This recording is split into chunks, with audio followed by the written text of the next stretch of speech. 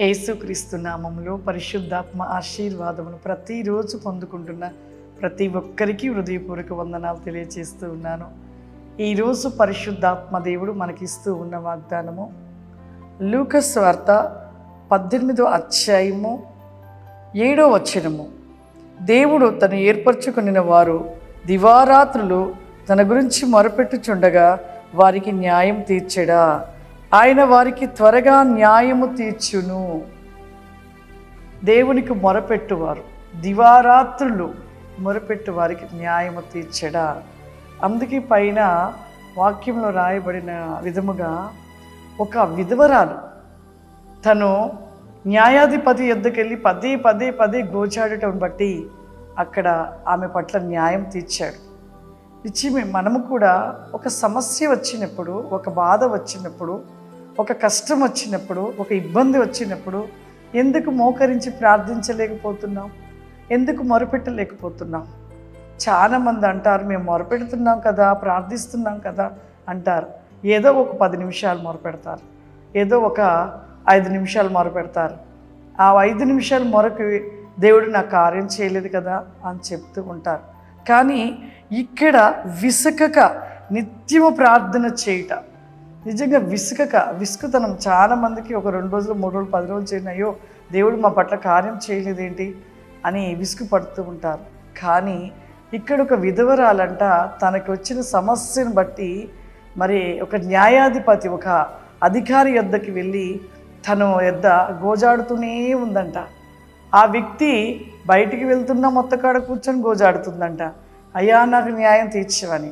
ఎటు వెళుతున్నా, తను ఎక్కడికి వెళ్తున్నా వెంబడిస్తుందంట. ఎక్కడికి వెళ్ళినా కూడా అక్కడికి వెళ్ళి న్యాయం కోసం గోజాడుతూనే ఉందంట.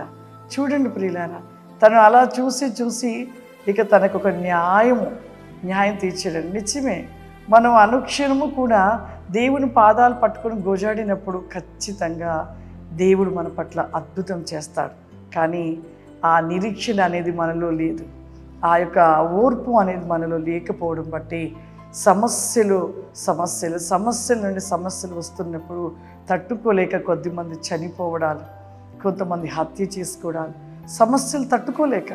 కానీ ఆ సమస్యలని తట్టుకొనుచు దేవుని పాదాలు పట్టుకొని మనం గోజాడినప్పుడు దేవుడు ఖచ్చితంగా మన పట్ల దేవుడు మొర విని దేవుడు కార్యాన్ని జరిగిస్తాడు. కాబట్టి ప్రతి ఒక్కరి జీవితంలో సమస్యలు ఎదుర్కోవాలి అంటే నీవు ఓర్చుకొని భరించి దేవుని పాదాలు పట్టుకొని కన్నీరు విడుస్తూ దివారాత్రులు దేవుని వేడుకున్నట్లయితే దేవుడు ఖచ్చితంగా నీ పట్ల ప్రతిఫలాన్ని ఇస్తాడు. ఖచ్చితంగా దేవుడు నువ్వు అడిగినందుకు పొందుకుంటావు. ప్రార్థన చేసుకుందాం. సర్వశక్తివంతుడా, దయగల తండ్రి, నీకు వందనాలు చెల్లిస్తున్నానయ్యా. ఎంతోమంది బిడ్డలు మొరపెడుచు ఉన్నారు, కానీ పై పెదవులతో మొరపెట్టటమును బట్టి నాయన దేవా, వారి యొక్క ప్రార్థనని సన్నిధానముకు చేరకుండా ప్రతినేకముగా నిలిచి ఉంటుండగా పరిశుద్ధాత్ముడా యా, ప్రతి ఒక్కరి మొర వినమనాలు గ్లోరీ ఖమస్టి ఖమాందలబస్టి కౌరిబా, ప్రతి మొరను మీరు వినమని అడుగుచున్నామయ్యా. వేక్ ఆఫ్ మై క్యాన్వీస్ గో బ్లైక్ ఇన్ ఈజ్ అబాస్టి ఖమాందర్.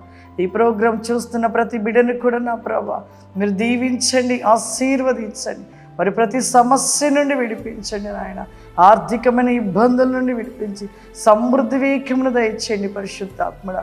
నిత్య వేకం ఐ కెన్ గ్లోరియాస్టి కామ్ది మై క్లీజబాస్టి కౌరిమా వెలిజమాస్టి మై గ్లీరిబాస్టి గ్లోమాంది రిస్టెల్ ఫ్లవరిమా. ప్రతి ఒక్కరిపైన ప్రభా మీ ఆత్మ కుమ్మరింపును దయచేయండి నాయన. ప్రతి బిడ్డ దినము కూడా నా ప్రభా పరిశుద్ధాత్మ ఆశీర్వాదమును పొందుకొనొచ్చు, నీ శక్తిని పొందుకుంటూ నాయన, నీ జ్ఞానమును పొందుకుంటూ ప్రభా వర్ధిల్లుటకు నీ కృప సహాయము దయచేయమని యేసుక్రీస్తు నామములో నడుచున్నాం తండ్రి. ఆమేన్. God bless you. దేవుడు మిమ్మల్ని దీవించుగాక. ఆమేన్.